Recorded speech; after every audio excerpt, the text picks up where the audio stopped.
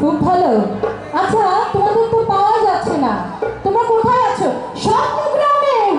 ওই তো স্বপ্নগ্রাম, আমাদের একদম ঠিক মঞ্চের সামনে মেলা প্রাঙ্গণে ঢুকতে কিন্তু ডান সাইডে আকর্ষণীয় স্বপ্নগ্রাম, যেখানে আছে খেজুর রসের হাড়ি, আছে গ্রামের রান্নাঘর, সেই রান্নাঘরে চিতই পিঠার তাওয়া, আরো আছে গোয়াল ঘর।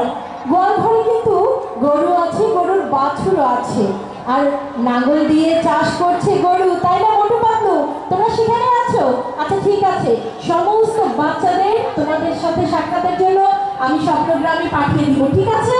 ওকে, থ্যাংক ইউ সো মাচ মঞ্চে আসার জন্য। মোটু পাতলু তোমাদের শিল্পী সমাজ কুষ্টিয়ার পক্ষ থেকে উপস্থিত সুধীবৃন্দ, কেমন আছেন আপনারা সবাই? আশা করছি অনেক ভালো। আর আজকে ভালো না থাকার কোনো চান্সই দেখছি না, কারণ আপনাদের জন্য কিন্তু শিল্পী সমাজ কুষ্টিয়া এই ব্যতিক্রম ধর্মী 5 দিন ব্যাপী সুন্দর আয়োজন করেছে পিঠা মেলা এবং সাংস্কৃতিক অনুষ্ঠানের। আশা করছি শেষ মুহূর্ত পর্যন্ত আপনারা আমাদের সঙ্গে থাকবেন। তো ফিরে যাচ্ছে আমাদের আবারও সেই সঙ্গীত আয়োজনে। এ পর্যায়ে সঙ্গীত নিয়ে আসছে একজন প্রতিভাময় শিল্পী এবং যার দোকান